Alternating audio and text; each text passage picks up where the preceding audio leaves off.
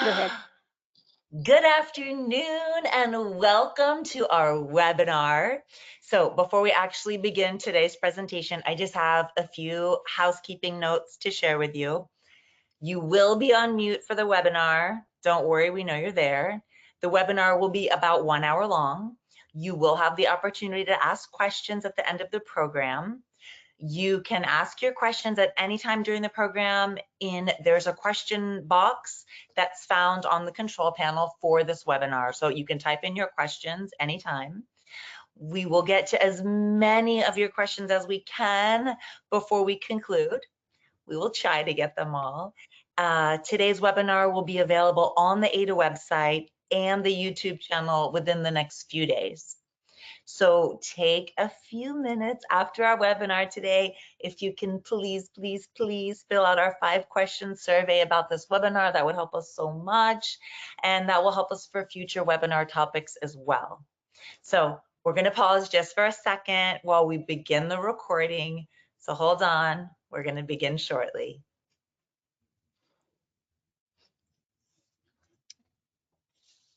Go ahead. Yeah, are we ready? Okay, so that was me talking. I'm Ashley Cramer, and I am actually a rare disease mom and caregiver, and I'm going to host today's webinar. I'm super honored to be here and for Advocacy and Awareness for Immune Disorders Association, or AAIDA, in Charlotte, North Carolina.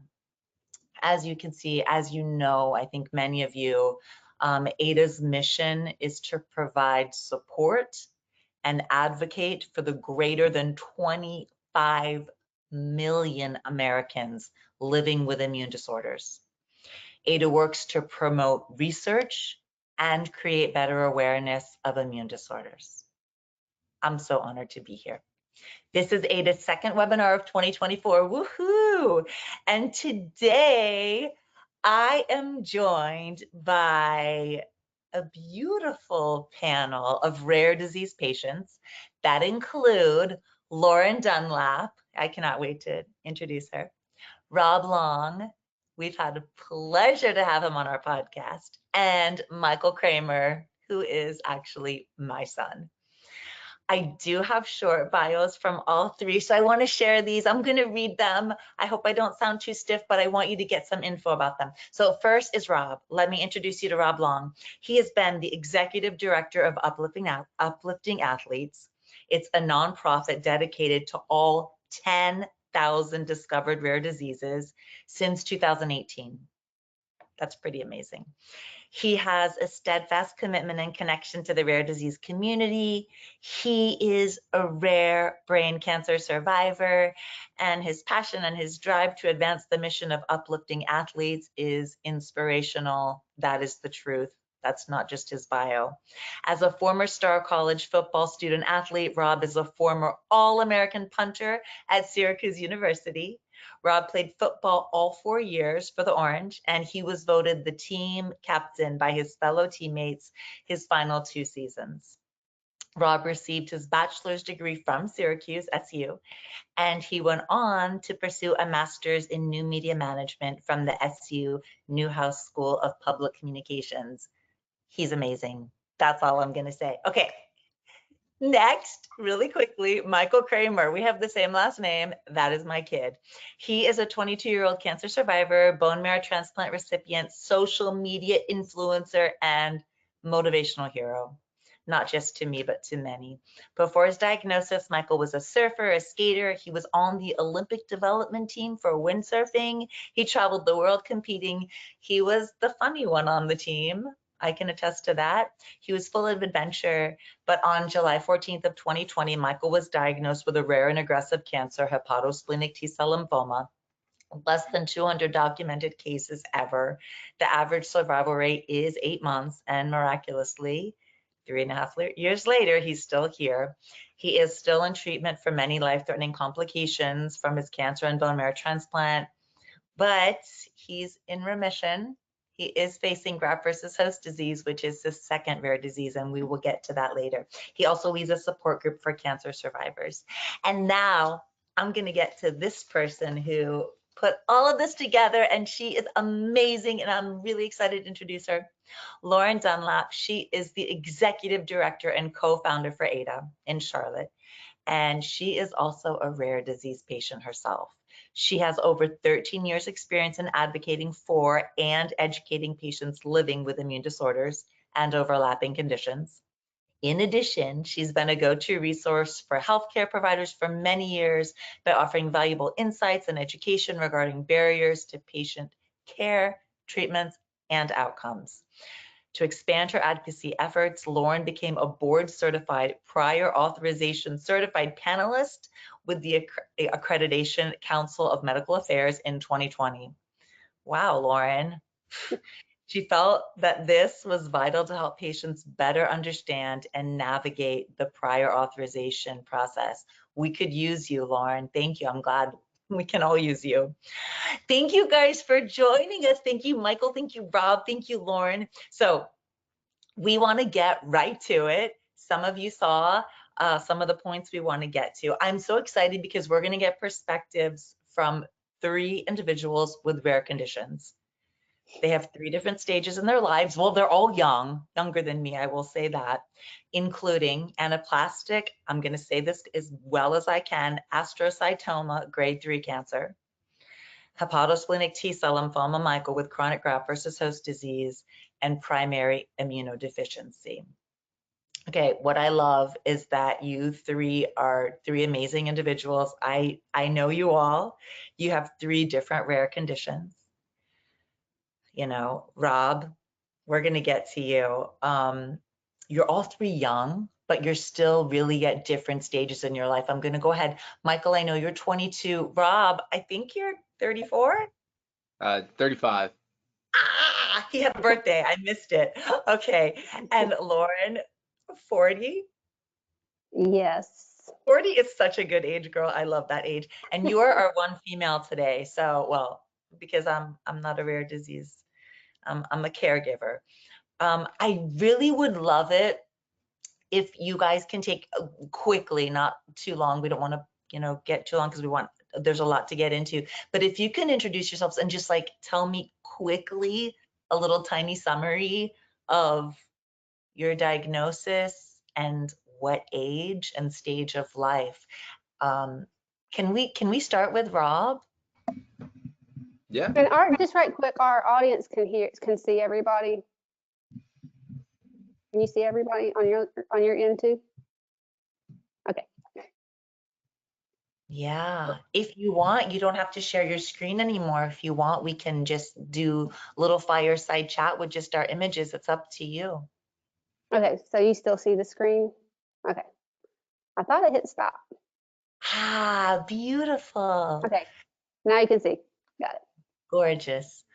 All right, Rob, can you just like give us like a little summary? I know we could talk for an hour more, but So very briefly, I was 22 years old when I was diagnosed. I was playing football at Syracuse University, and I was on a path to play in the NFL. 5 days after my last regular season game, I was diagnosed with a rare aggressive form of brain cancer, as Ashley said in the introduction so eloquently. Anaplastic Astrocytoma is grade 3. At the time of my diagnosis, I was given about 36 months to live. The 5-year survival rate was 15% back in 2010. And so it was quite a journey, but I am super thrilled to be here with all of you now 13 years later, being able to pay forward a lot of the amazing things that I've benefited from. 13 years later, yes, you give us so much hope and inspiration. I love that. Michael, do you want to give us a quick, gosh, you're the same age Rob was when he was diagnosed, but go ahead, Mike. Yeah, so I was diagnosed with hepatosplenic T cell lymphoma on August 3rd of 2020. I was initially diagnosed with leukemia lymphoma on July 14th of 2020. Leading up to this diagnosis, I was just tired for a few months. It was during the COVID lockdown. I was 19 years old, home from college, quarantined, and I went through a lot. I had a bone marrow transplant, and I ended up with chronic graft versus host disease, which is what I live with now, which is the second rare disease I've had at 22 years old. Whew, and I'm his mom, so imagine. All right, beautiful Lauren, give us a little summary of like, I don't know if I know how old you were when you were diagnosed, actually. I was 26, I believe. It was very early in 2010. So I think I was still 26. And I was just so sick all the time with just every type of infection you could think of. So primary immune deficiencies are all rare genetic defects in the immune system that you're born with. Either you're missing a component or it's malfunction, all genetic in nature. But hindsight's 2020, and they're all pretty rare. So they're also can be challenging to diagnose, right? Since a lot of the healthcare providers aren't educated on them. So I was just always pretty sick as a kid, according to my parents. But fast forward, like 20 years of, we won't get into all the infections and whatnot, but I was just really, really sick in my 20s, like constantly. And then I had a really great ENT that kind of figured it out, needed this immunoglobulin panel and tried to figure out like what is going on with her. You were so sick all the time. And then as soon as he got those results back, he referred me to an immunologist in Charlotte and got in right away, started immunoglobulin replacement therapy, which is actually derived from plasma donors.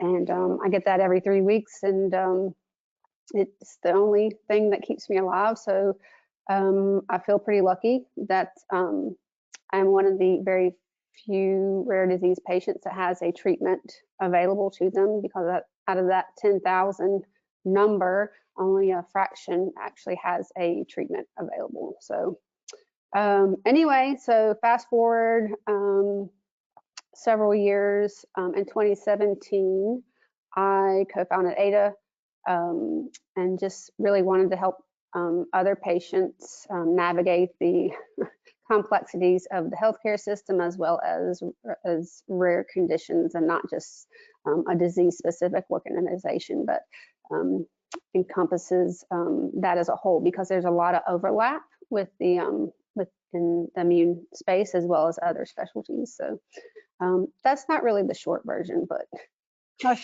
trying to listen that. It actually is the short version, because that you could talk for days about everything you have been through. I literally love, this is not the question I'm going to ask, but I just have to comment on this. I love what you said, out of those 10,000 rare diseases, because I'm sure people that are watching this, those 10,000 rare diseases, not like the fact that you have a treatment is amazing, but I know like for Michael, Rob, I don't know as much about, but I know like for Michael's rare disease, there are different treatments. The problem is they're hit and miss if they work. So yeah, it's complicated. And actually, Rob was the one who the 10,000 number has only been in existence for about a year now, Rob, because it used to be 7,000. And Rob and I were talking about this time last year, and he's the one that says, "Hey, have you heard about this update?" And I said, "No, what's going on?" And well, I'll let you. He's the one. It's just recently changed, so he can jump in there about that. Jump in. We were going to talk about that, but talk about it. Why not? Yeah. I think it's really fascinating. I know both out of the NIH and some of the other umbrella organizations in the rare disease space have identified the 10,000 rare diseases number as something that is a kind of a new updated number that we can use in the rare disease space. And I think it's really important. I think there's an incredible power to being counted in all of that.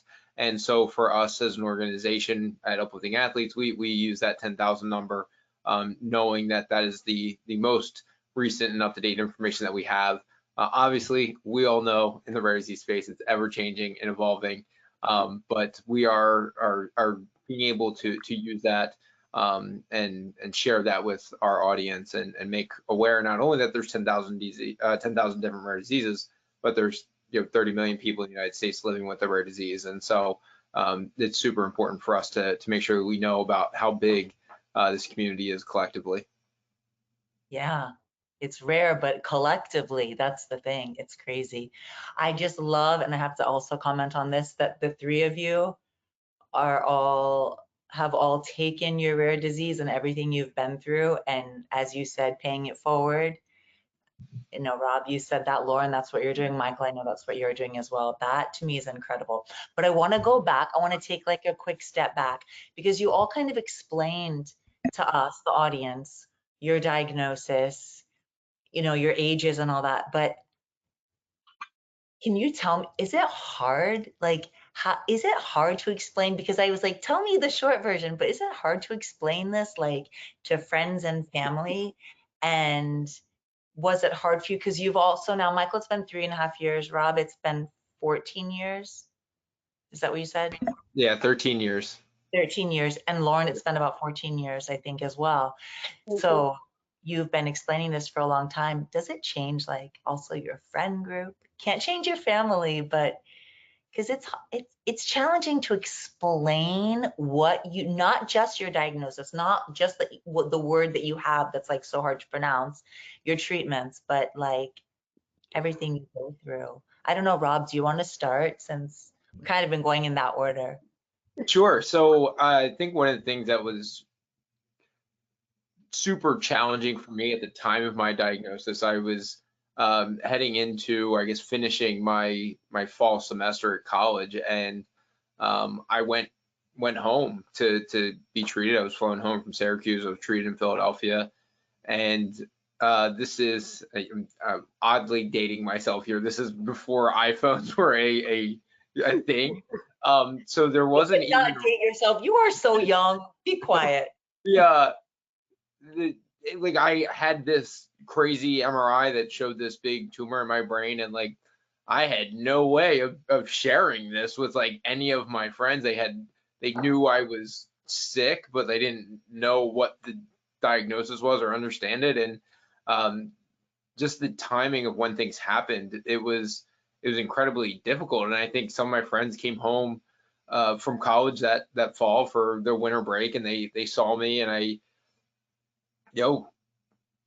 looked a little different. Like my head had been shaved before my surgery, and I was out of surgery probably only 5 or 6 days. And so it was really kind of just not really something that was easily digestible.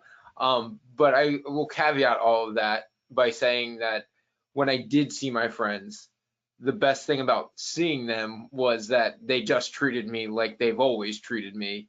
And that was what made me the most happy in that time, was they didn't treat me any differently. And that's what made it so special. And I think having that was very grounding. It felt very normal at a time where nothing was normal. I know that you're, yeah, go ahead. No, I just thought about something when you were talking, Rob, and I don't want to speak for Michael either, but I think a really big difference between yours and Michael's experience versus mine is that y'all's were visible, where mine is invisible, rare condition. And a lot of the patients that I've seen, worked with, spoken to in the communities, they just feel so isolated when you're living with that invisible illness. And it doesn't even have to be rare, right? Like an invisible illness that might look like depression, a hearing loss, more common things you might be more aware of. So I think that is just a significant, I don't know, observation I just kind of made. Like y'all, you could see your condition, your treatment, Yeah. your progress. Or go ahead, Michael. Yeah. I like that you said that, Lauren, because with cancer, yeah, for me, like you could see I had cancer because I was bald, but with my disease now, people like wouldn't know. I was actually at band practice yesterday, and one of the girls in my band, she was asking me, because I was telling her like I have surgery in a week, I can't be at we're supposed to have like a performance, and I said I can't go. And she's like, why are you having surgery? I'm like, well, because I had cancer and now I have a rare disease. And like they had no idea that I even had cancer or that I have graft versus host disease. And speaking about graft versus host disease, which is what I live with now, my friends that I see every week or maybe even twice a week still ask me, how my disease works and like what it is. Like I find myself every like month explaining to them, well, I had a bone marrow transplant, and because of the transplant, it rejected my body, and that's what I'm dealing with is all this like immunosuppression and this crazy stuff that goes on in my life. I do this treatment, and the treatment weakens my white blood cells. And they're like, what are you doing in the hospital? Like, what is that treatment? And it's funny because, yeah, my friends, I feel like they don't treat me differently, maybe a little bit, but like, they still treat me like me. But the thing is, it's interesting what you were saying with like the visible stuff, because it's true. Like it goes. I understand your point of view, Lauren, also, because when I first had cancer, it was like everyone knew. I mean, I was bald. You saw it on Instagram. Like I had phones. I had technology. That was a lucky thing. Rob, you're saying that you didn't have that, but like luckily I had that. We posted on social media. But it's like now people look at me, and if they don't know me, unless you see me like shirtless and see my port, you'd probably think I'm just like normal. Like it's an invisible disease now, really. So it's interesting you said that, Lauren. I see both sides. It's invisible, but you have visible scars, and your physique has changed a lot. So that was something I kind of wanted to talk about later. But you do have some visible scars, but no one would say that's because you had cancer. Like people might be like, what's wrong with his skin? Or why is that kid so skinny? But I don't think they would know. But that is so interesting what you said, Lauren. And I'm sure for you explaining yours is sometimes challenging. I mean, Yeah, it's not as I don't mean for it to sound this way, like not as cut and dry, right, as cancer. And cancer is not necessarily cut and dry, but people know what that is when you hear that word, that terminology, right? So they get it like that, where I I've had to flex my explanations over the years and adapt and try to figure out the best basic way to explain that to people, what primary immune deficiency is, because when you hear that term, primary immune deficiency, people don't actually hear the primary part, they hear the immune deficiency, and like most of the times associate that with like AIDS or HIV. And I'm like, hey, or they think it's autoimmune disease, right? And that's where I have to like, okay, I don't have AIDS. That is an acquired immune deficiency. You get that like later in life as secondary, or a cancer patient, right? They can get acquired immune deficiency, and it's not an autoimmune disease because that is the body attacking itself. And so I just kind of go back to the basics of, and this is probably not the best analogy, but I've learned that it's the best breakdown for people to comprehend. Is, hey, you have an immune system, right? You have B cells and T cells, and they help protect you from germs, right? Like, so basically, in a nutshell, in my specific case, I'm missing my B cells. I don't make them, and kind of going down that more simplified route. Again, it's just been a learning process for me to explain that to people. do you find yourself like avoiding telling people? Like, I was listening to Michael say he was at band, so he's been doing this band for, I don't know, 4 months. And it's so interesting. So not that you would talk about it at band, I don't know, and I know that, but do you avoid, maybe all of you can talk to this, like Rob, so you're like CEO of this incredible foundation. Do you tell people, by the way, one reason I do this? Or do you just like, yeah, I do it and I know what I live with, they don't need to know? Um, it's been an interesting transition for me personally. When I started with Uplifting Athletes and we were trying to grow the organization and expand our reach, I understood that my story was going to oftentimes be the foot in the door. Like it was, oh, there's this kid that is still living after being diagnosed with brain cancer and doing this really cool thing with Uplifting Athletes. And like that was the mechanism by which we were able to engage with people. And then we were able to talk about, hey, this is what we're trying to accomplish through Uplifting Athletes. The neat thing, now that I've been with Uplifting Athletes for, 7 years, we have done and been able to accomplish a lot as an organization. that I can lead with that, and it doesn't need to be about me and my story and my journey.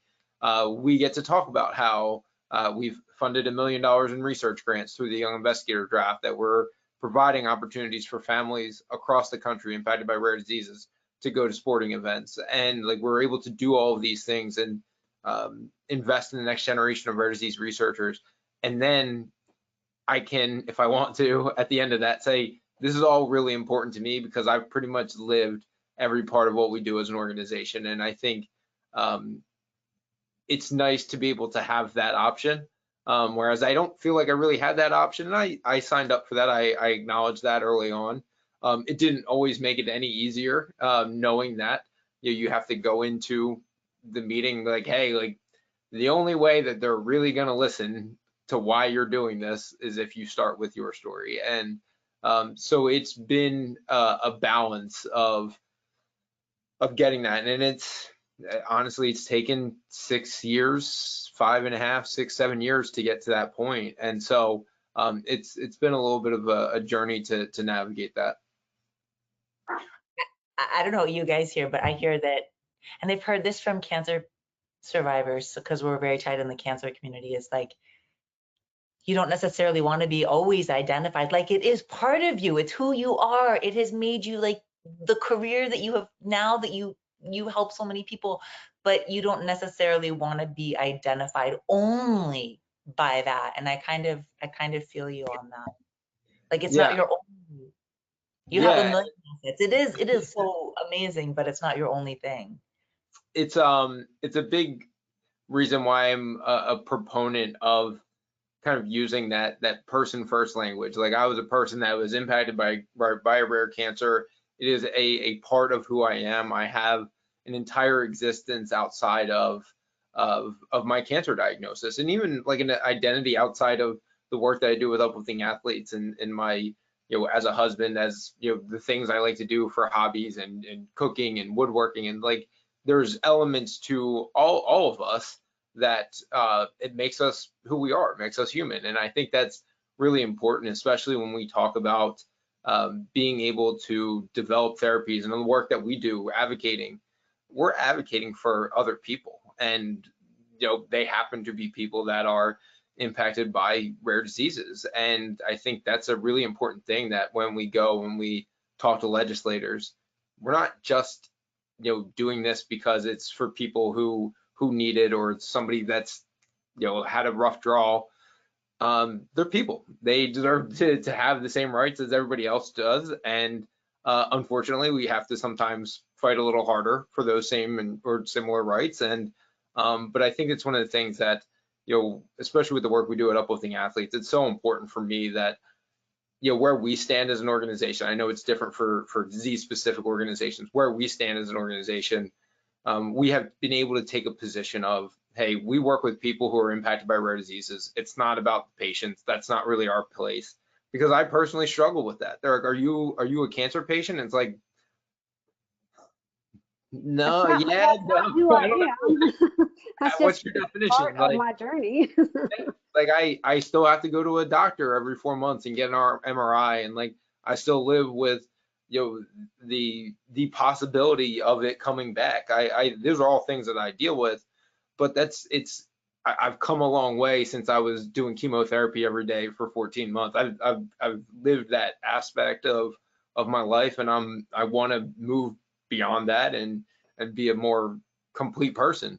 And so for me, using that patient word, it's something that I tread very carefully for where we stand as an organization, and personally, that it's up to the individual. That's how they want to. If that's something that empowers them, that's fantastic. But I think for organizations, companies, it's so important to never forget, these are brothers, sisters, mothers, dads. They're your favorite artists. They're your favorite athletes. It is something that impacts all of us, and something that's really important for me to always keep in the forefront of our minds. That was beautiful. Make me cry. Lauren, I want you to talk, but I just want to ask Michael, obviously I live with you and I know you, but you know, you do a lot of social media and you do a lot of things and you are still in treatment. You're in the hospital because I'm with you. I'm your caregiver. We're there a lot, like weekly. Yeah. It's not, it's every 4 months is still a lot, Rob, because you're 13 years out, but you know, Michael's still like in the thick of it. So I want you to share a little bit, like, what is that for you? Because you still are so involved in the cancer and rare disease, like it's your daily life. Do you feel like you ever just need to step away from it too? And you're just like, okay, that's not the only thing I am. Of course, yeah, all the time. I mean, it's become who I am, which is, it's tough because, you know, like every day I wake up and I look at my port in the mirror and I'm like, oh, okay, like I had treatment like a few days ago. Like I don't want to accidentally like open my wound there because I just had treatment and there's a lot of things I have to live with and I can't forget it. And a lot of times it's hard to disconnect from being a patient because it's chronic. I feel like we're in the hospital all the time. Like I'm getting my knee replaced in a week. I have treatment twice a week, every other week. But sometimes I do disconnect from it. Even in the hospital, sometimes when I'm getting treatment, I'll just like go on my phone and play like True Skate or a game or something and just pretend like it's not happening, you know, and not the healthiest thing, but a lot of times I find myself like, okay, yeah, I had cancer, I have this disease, but like I feel like now that it's been so long that, you know, I've accepted that I had cancer and now I have this other disease, it's like it's become a part of me in a way, but it's just like it's a part of me, but it's not me. And I'm sure you guys all It's feel the same way. all of you. It's It's not. not your identity. You get used to it. You're like, it's normal to you. At the beginning, when you first get diagnosed, it's like this crazy, scary thing, and you're like, oh my God, like I'm one of these people who has a rare disease. I have this disease, and I'm one of those people who has to go to the hospital and do this. And I'm a patient. I'm sick. I have to always see doctors my whole life. But then you get used to it, and you adapt, and you realize that yeah, like this sucks, and it's just part of my life, and you can still live a pretty good life. And recently, I picked up guitar almost like a year ago, electric guitar now at this point, and that's just been like my thing to help me feel like normal and not like anything is going on. Because like I said, I went to band practice the other day, and like the drummer in my band, she didn't even know I had cancer. So that was really refreshing, you know. No one, like, they didn't even know. That was super cool. So That's the best feeling. Nobody knows.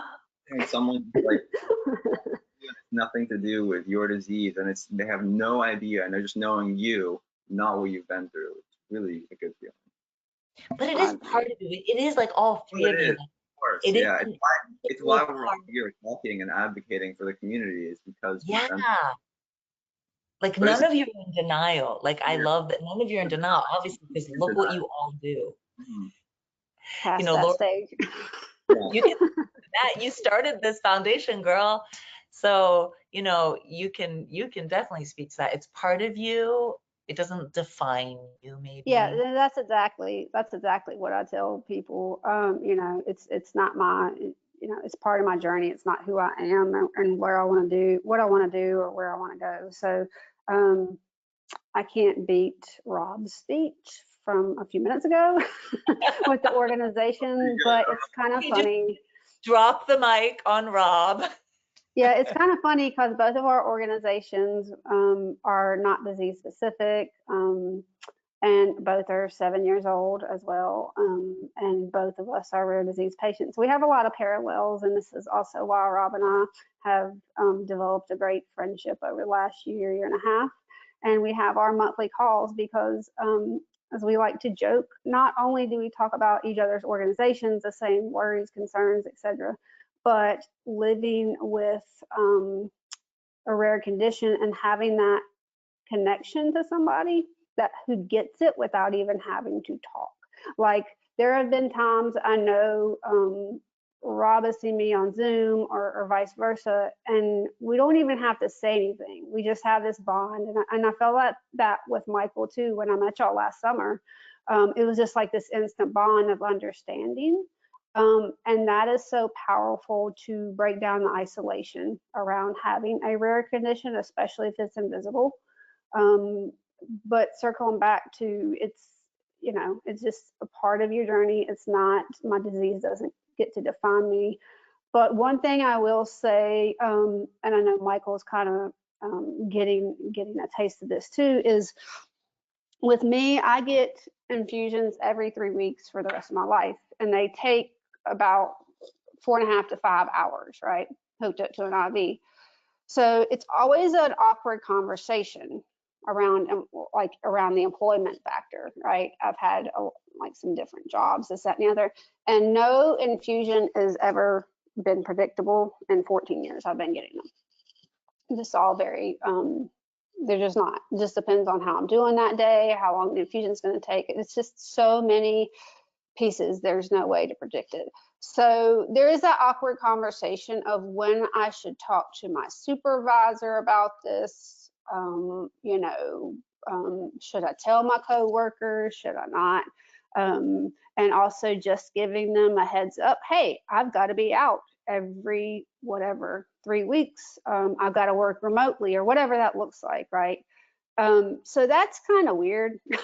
Because you don't know, you just don't know how they're going to react or how they're going to take that or whatever the impression is going to be.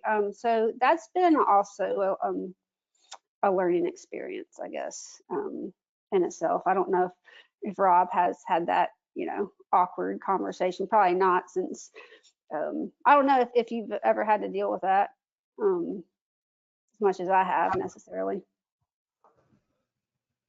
I have, because I still so where I'm at, and I've been fortunate to be in the executive director role for a while now, but I still think it's important to communicate these things. When I am going for an MRI, or when I do have to go to go to a doctor's appointment, or even for a therapist. I think it's important that in the position that I'm in, that I share those things.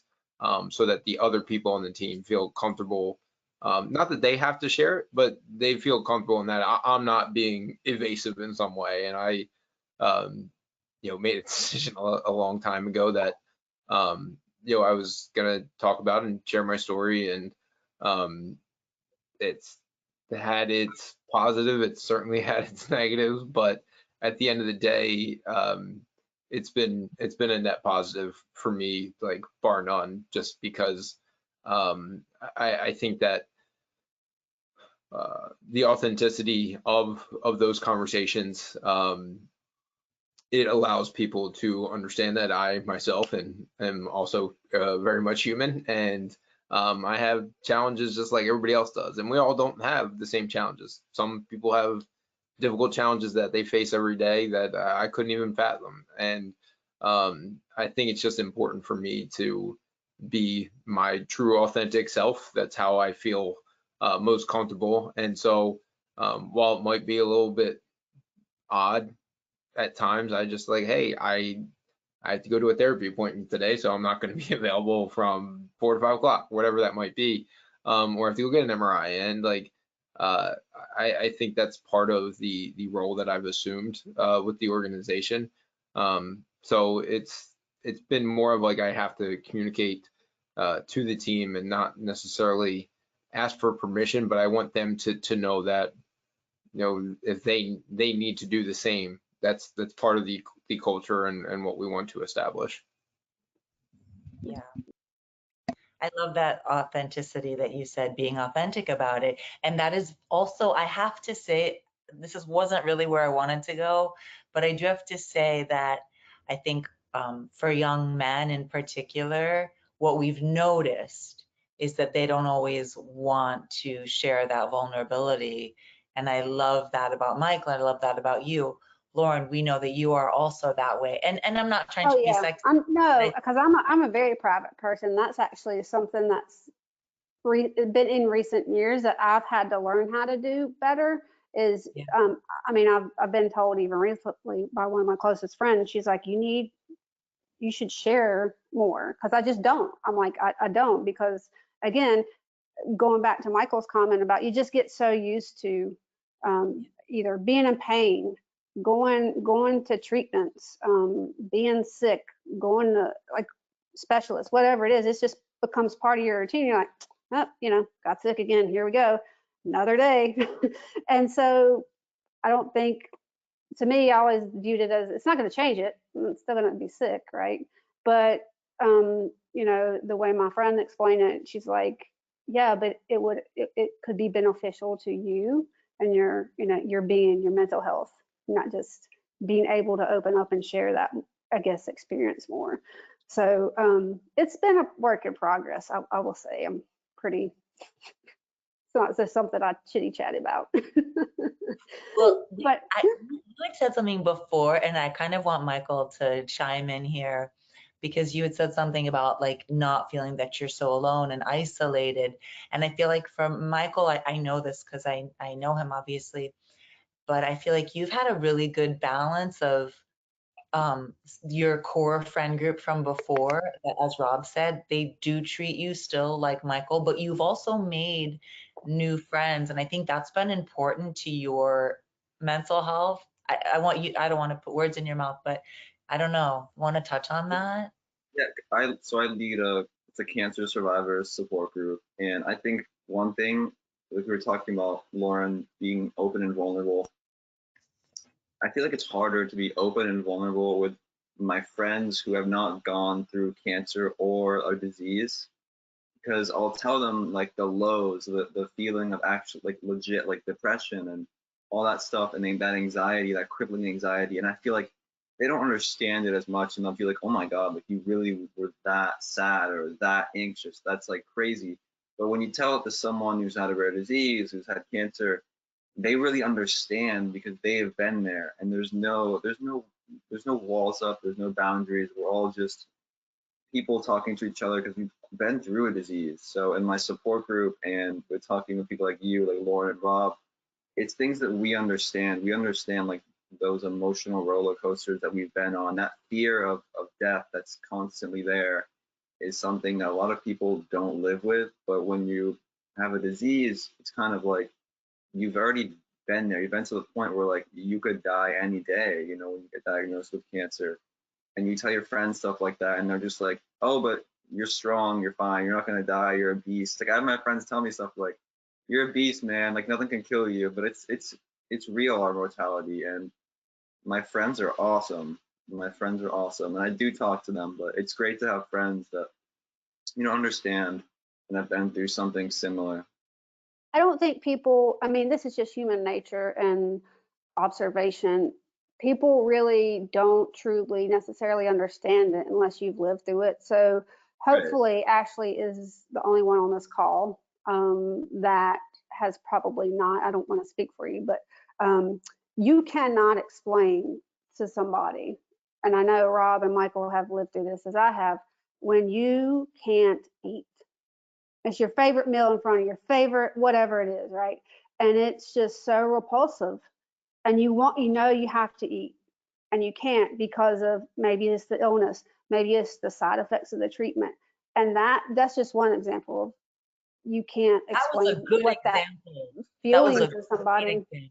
That's a good example.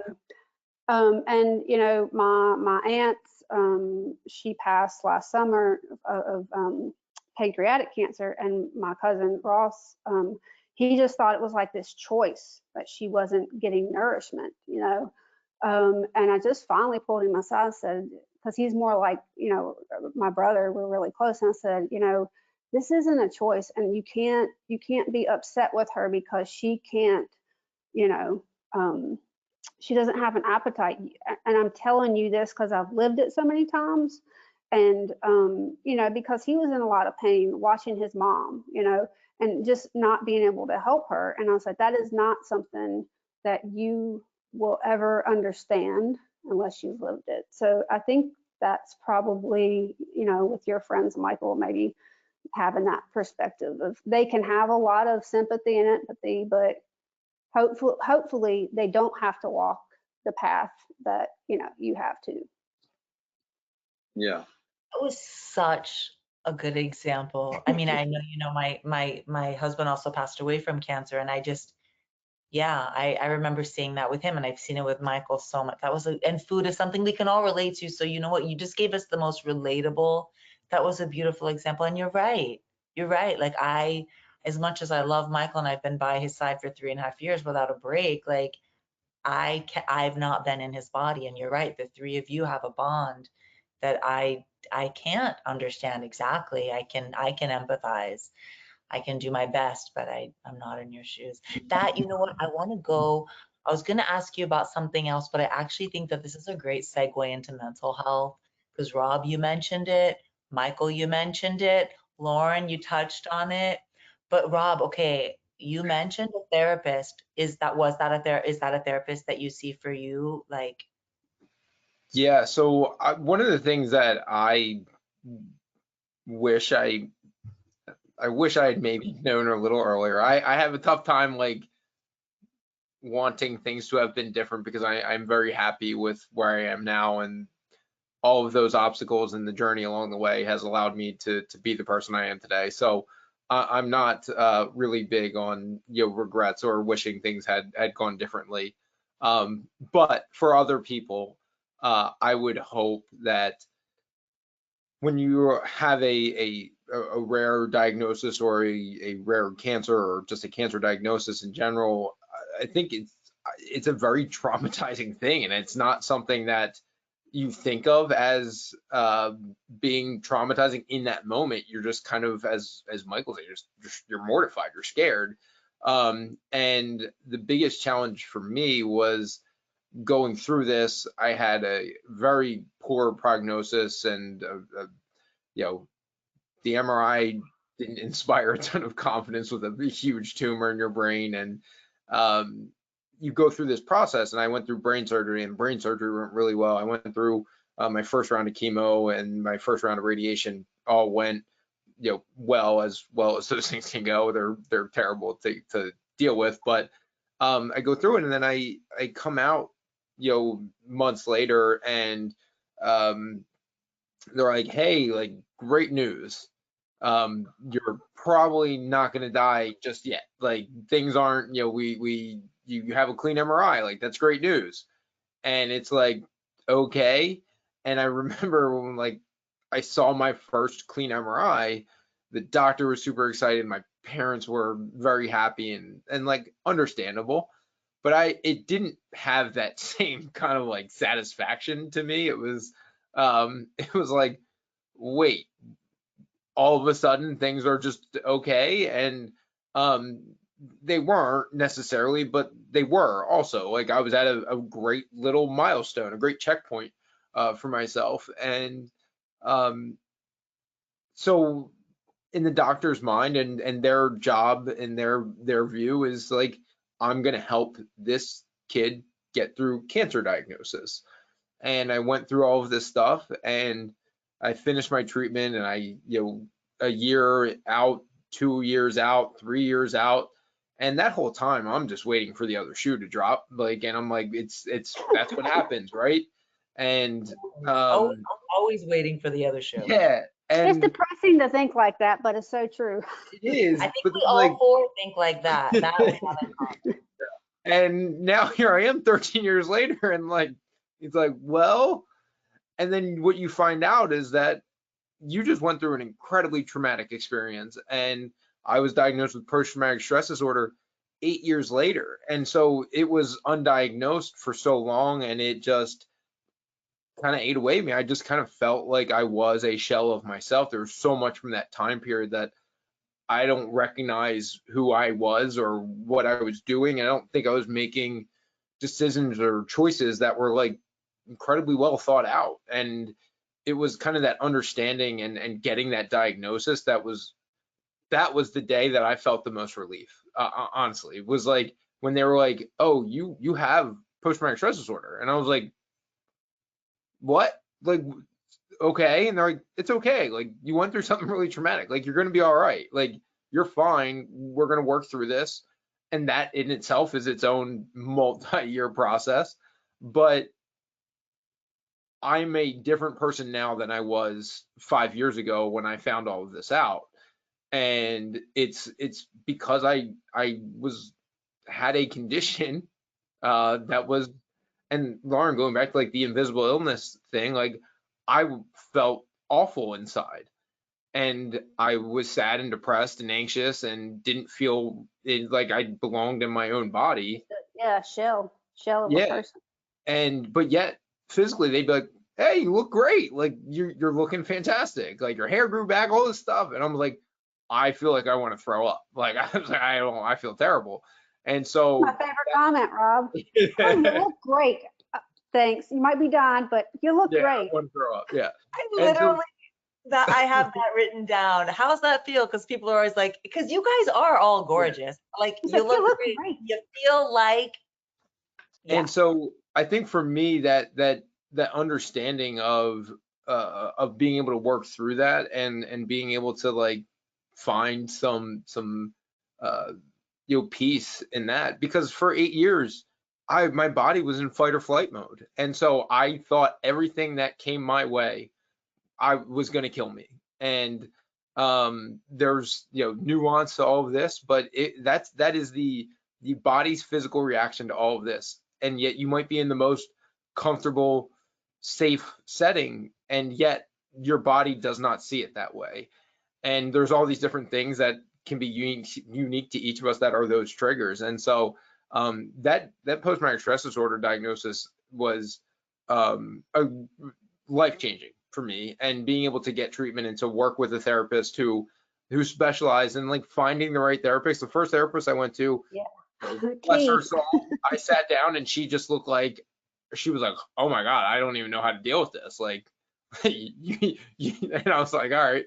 Then I found somebody that dealt with trauma and chronic illness, and I was like, that's my person, and found that. And that's what's allowed me to come and have these conversations where I may have done this, then I may have gone and sat in my room for 5 days and been like, oh, I don't want to talk to anybody else, because that was terrifying. And that's the one thing I just wanted to, point out, that it's still a pretty newer recognized field, but medical trauma is a real phenomenon. It's a real thing. And a lot of people, might brush that off, but it is a real phenomenon and a real thing. I'm sure Michael probably has some PTSD from his journey too. Like, I feel like, I don't want to speak for you, but Yeah, no, we all definitely. have that common denominator too, of just really You have horrific. that common denominator. Yes, you do. Yeah, it's tough. I mean, the treatment that I even do now, which is like called ECP, they hook me up to this machine, but they start off by putting these 2 giant needles into my port. And when I first started doing the treatment, it was like the scariest thing ever. And there was a time when I had a break from the treatment because I got admitted to the hospital. And during this time when I was admitted to the hospital, I was really, really depressed. And I would beg the doctors not to let me go back to that treatment, because that treatment was so scary, because they were putting these huge needles into my port. And I eventually had to go back to the treatment and deal with it. And even now, I still do it, but it's still scary. Like, and there's a lot of things I have, of course, PTSD too as well, and it's difficult. I have not been diagnosed with PTSD because I think I just don't need to be diagnosed, because I know that I do have it. But there's a lot of things. Another list We'll talk to a following around. Michael, I would also say, I think you're still kind of in it still.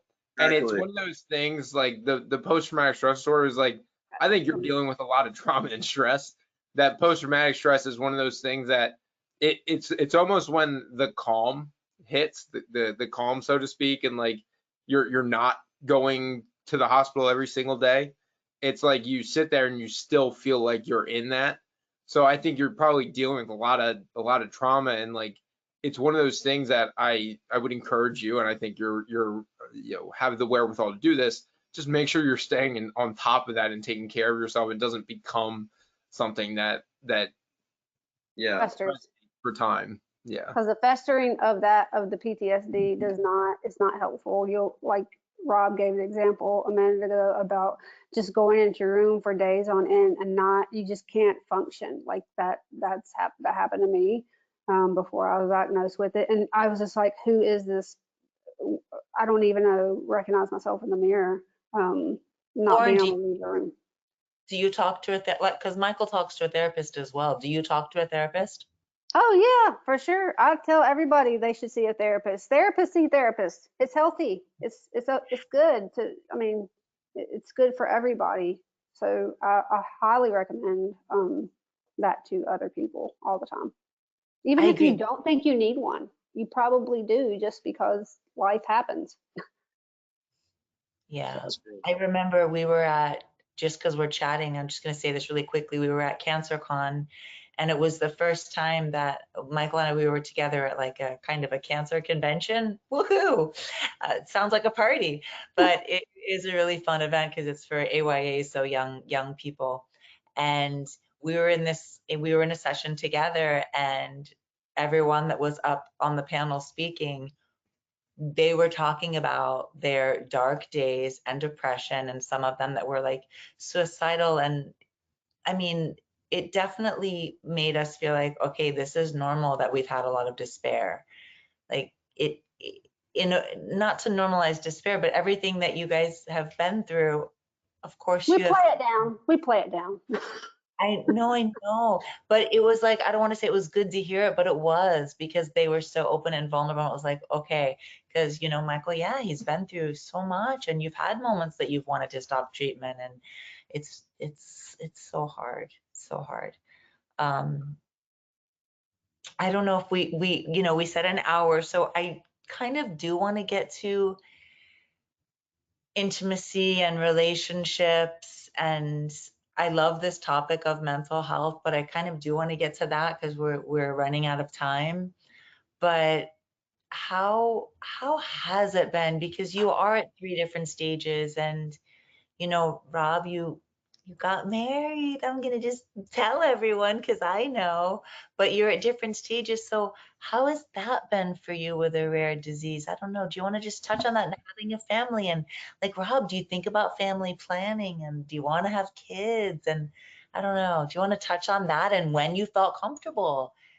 Yeah, it's the relationship aspect's been quite a journey, because I think, living through the post-traumatic stress era of my life, I was so afraid of being alone, dying alone. Like that was a core fear that I had, that I would attach myself to not anybody, but anybody that was like, hey, like, and people that may have not been, they may have been great women individually, but they may not have been great for me, and like been a great a match, we'll say. And I think that was like, all right, well, she likes me, I can make this work, right? Then, and that's enough. And you find out that's not really what it's all about, right? It's finding that partner that you can, be your true independent self with, and they can be their true independent self, and the two of you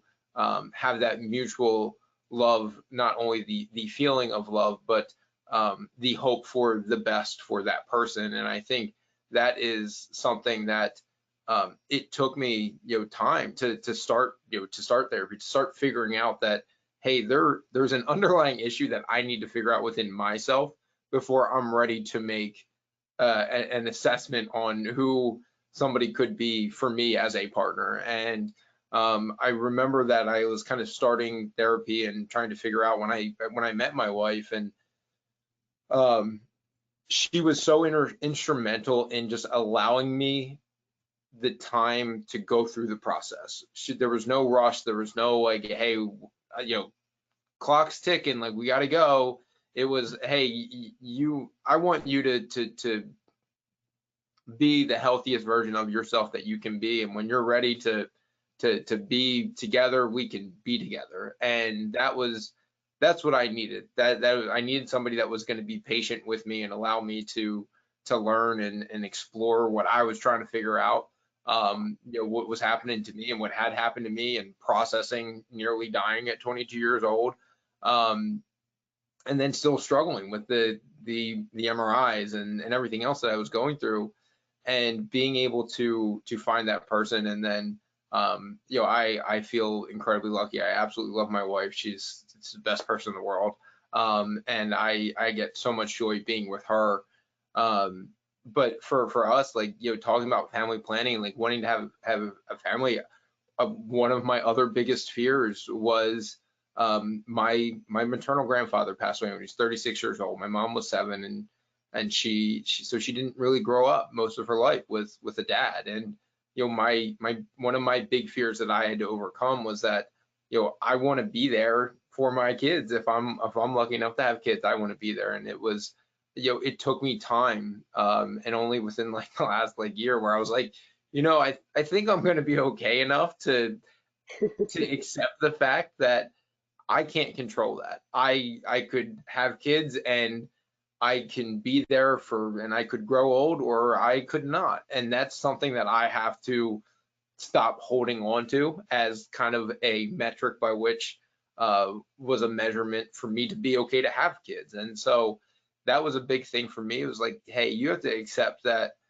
every day that we have is a gift. If we can have children, that's a gift. If we can be there to raise and guide them through life, that's a gift. And those are things that it's taken time. It took me a long time to figure out, even after kind of managing some of the post-traumatic stress stuff. It was like, all right, well, I still have this big thing that I'm not going to let go of until you're ready to do that. I think one of the things that struck me while you were talking about, your wife, just on the dating side of things, and finding that connection with someone's awesome, and maybe I could spend the rest of my life with this person, but can they handle the baggage that I come with, right? The baggage being all the medical things, right? And that's also another weird conversation. Talking about weird conversations, it's always like, what date is it going to be that I talk about my condition? I know I don't have AIDS. No, I don't. I'm not going to die tomorrow. That kind of thing. So the acceptance of the baggage, they could be the best person ever, but if they can't handle you, they can't handle the medical side of your life or whatever that looks like, then it's probably, I don't know if it's going to be long term or it's just going to be for some fun, for a short amount of time. I don't know. The baggage is a big thing. You're 40 and you are single. So are you? Oh God. Oh no, You said it like they were both laughing too. I'm 55 and I'm single, so You don't look at it all, Ash. But so do you try to date, and is it a challenge? Because for everything we're talking about, I'm sure it is what you just said, which date do I tell them? Do I put this on am I on a dating app? Do I put on my dating app? By the way. Yeah, no, definitely not. I mean, even this is like, okay, this video is going to be on the internet now. Okay, let's talk about Lauren's sex life and dating life. So, I don't know. I actually have to. I mean, it's probably a couple of dates before I try to bring that up, just because I have to read that person. It's probably date 3 or 4 and spending significant time saying at least a couple hours, like several hours on those, and just trying to get to know that person and getting that read for them before I would ever say just air out. But some people, that's just me. Some people are really open about that, but I have for Michael, for example. He's very open. Yeah, and he has, and that again, it's just personal preference. That's not me. Again, going back to I'm a pretty private person, and also there's so much unpredictability in my specific condition that it's hard to talk about. And going back to the complexity, right? So again, using the cancer examples, people get that term and understanding it. Primary, I'm sorry, what did you just say? You have to do what every 3 weeks? What do you mean I have to be careful, around you when I'm sick? These kind of things that just come out, of the woodwork when you open up that can of worms. So I think that's probably being mindful, but your entire existence has to be built around mindfulness when you're dealing with a rare condition, especially one of the immune system, as both of you know, because you have had immune suppressed immune systems, like right been immune suppressed. So, you know, the pandemic really was, I kind of joke about this, but it's not really a joke. So to me, when the pandemic happened, you really do have to change your mindset. It's very difficult for people to change their mindset around the awareness of germs, washing your hands, you know, covering your mouth when you're coughing, not being around sick people. And if you're not really, it's second nature to me. You know, as soon as I pump gas, get back in the car, I'm Germ-X in my hands, right?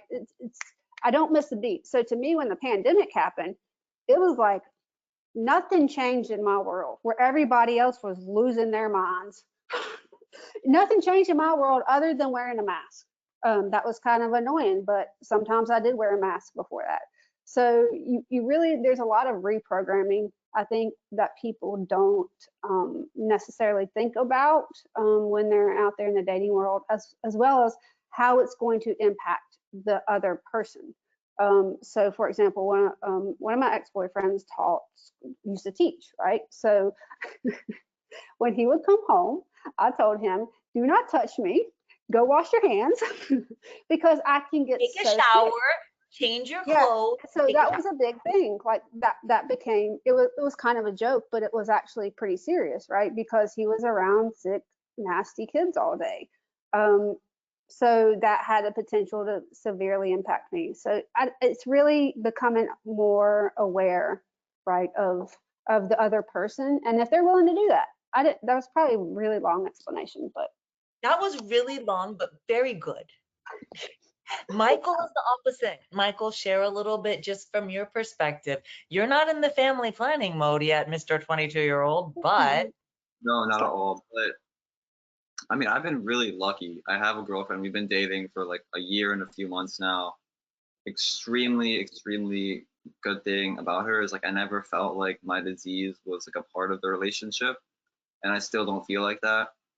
It's been really lucky. I've been really lucky because I know how it is out there. I'm sure trying to date on like dating apps and all that stuff is it's awful. People out there are, it's tough and not everyone understands. I've been really, really lucky. I mean, it is hard because at first when we first started going out, I mean, she's a year younger than me, so I was 21, she was 20. She loves like playing pool and going to play billiards. And at first we went to like this bar, and I was really immunosuppressed when I first met her. So at first I was so scared to like go to this bar and play pool, and with my immune system it's still immunosuppressed, but I can do a little more now.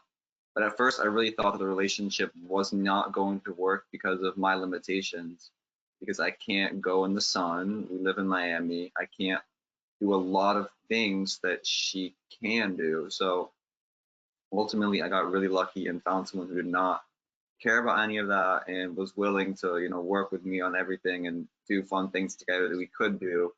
So I've been really lucky. that is what I was going to say. I think that she also got lucky, first of all, of course, because you're amazing. I'm his mom. Okay. But no, but going back to, there's a lot of things you can't do, but you, Rob, Lauren, you three also bring so much depth to the table. Anyone would be lucky to be with the three of you. And maybe you can't go in the sun, and maybe Lauren, he has to go take a shower and change his clothes. And Rob, you know, she's got to deal with your PTSD, but they're also getting so much back because the three of you are just rock stars. I don't want to say rock stars. Your depth is so incredible, and you give back, and there's so many things that you add that no one else could add. So I'm just gonna say, y'all, you all three are lucky in some ways, but whoever's with you is lucky. Even to go on a date with you, Lauren, someone should have to, like, I don't know, they're really lucky. Okay, so our webinar was to be an hour. It was to be 45 minutes of discussion.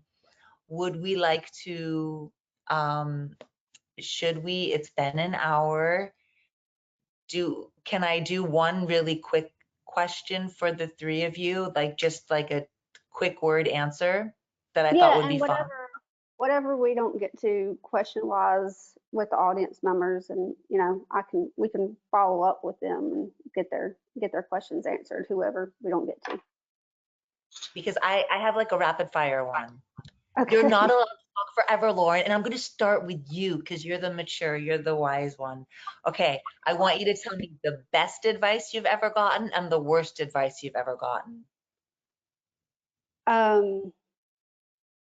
Rapid fire is not working very well. I have to like, I don't know. I'm like sitting there trying to think. I guess I'm gonna follow my own advice. So it was this quote that I saw from Dr. Seuss. It's always been one of my favorite. Be who you are and say what you feel, because those who matter don't mind. And what is it? Those who matter don't mind. And something along that lines about basically being yourself. Those who mind don't matter. And those who matter don't mind. Yeah, that's exactly it. That's You knew it. beautiful. You knew it. So that's one of my favorites. I think that's probably great advice. And then worst advice, I've had some terrible advice, but I might have to come back. I'll have to think about that in just a second. It'll come to me. The worst advice. You told me the best advice. Yeah, the Dr. Seuss quote. What about you, Rob? Do you have a best and a worst? Or do you want to start with the worst and then the best? Gosh. I guess the worst advice, and I feel like they have to tell you, but they tell you don't like look your disease up on the internet. And it's like, well, that's Google. like, I'm gonna do it. All right, so we can. There's a better way to handle that, maybe. Like, the best advice that I've received, one of the best things I've heard is that when I was going through everything that I was dealing with, I met an incredible person, Dr. David Feigenbaum. His story is unbelievable. He's an awesome person. He is somebody who was diagnosed with a rare disease, rare Castleman disease, and he is a brilliant individual and was in med school and ultimately found a treatment for his own disease. And I remember having lunch with him one day, and I was at a tough point in my life of trying to figure out, how do I take all of this energy and anxiety that I have and translate it into something meaningful. I was like, do I have to go to med school and be a doctor? I was like, I don't feel like it's a really good use of my time. I was like, I'll do it if that's what the answer is. And the thing he told me that has stuck with me is we all have a role to play in this broader ecosystem. He himself is an incredible scientist, and was able to figure out, what treatment he needed. He said, but we also need people like me that can talk about their story and share their story and get people to support the incredible scientists like Dr. Feigenbaum. And we go on, and I was able to fund his research through the Uplifting Athletes years later. And it's one of those things that being able to understand that we all have a role to play. We don't all have to be scientists. We don't all have to be the person that goes out and tells their story and fundraises. But we all have that role to play. And I think it helped me have that peace of mind that I didn't need to be somebody I wasn't comfortable with being, and that I could find myself and my identity, and use that as a way to give back. That's great advice. I love that advice. Michael Cramer, do you have worst? The best is obvious. It's from my mom, and she said it's not about what happens to you, it's about how you react. The worst is a few comments on TikTok saying, try dog dewormer, it'll cure your cancer. I was gonna say, was your worst on like social media? Probably. Or mine is, I know, like, I get a lot of comments, and we see a lot of quotes, so I know these very well. Cut out sugar and everything will be cured. Okay. Yeah, people say that too. Yeah. People say that a lot. So I want to say there are questions. We went a little bit over, so we will get to your questions, not right now. I do want to thank you, Rob. Thank you, Lauren. Thank you, Michael, for being here. Everyone Thank you for moderating and hosting. You've been a gracious moderator and host. So really do appreciate you being on, and also just supporting your son and your family, your husband too. So you've been a trooper as well. So kudos to you, Ashley. Thank I'm you. very blessed, but I do want to thank you for being here. Thank you for everyone that listened. You guys, you three are inspirational. I'm humbled to be here. I do want to ask everyone that's watching, as I said in the beginning, if you can just take a moment and fill out the quick survey. It's really fast at the conclusion of this webinar. And if you enjoyed it, if you can consider making a tax deductible donation to AAIDA on the website, and it is www.godoaida.org. Your contribution, it helps us to be able to conduct educational initiatives like today's webinar and to be a resource for the patient and the medical community that AAIDA does serve. So I'm Happy Ashley. Rare Disease Day. Yeah, Happy oh, I Rare Disease Day did 2024. not say that. Happy I Rare forgot. Disease Day. And I love that it's February 29th this year. Yes. So Beautiful. thanks so much. Thank you so much. I hope everyone has a beautiful rest of your afternoon. Thank you all for being here. Bye, guys. Right.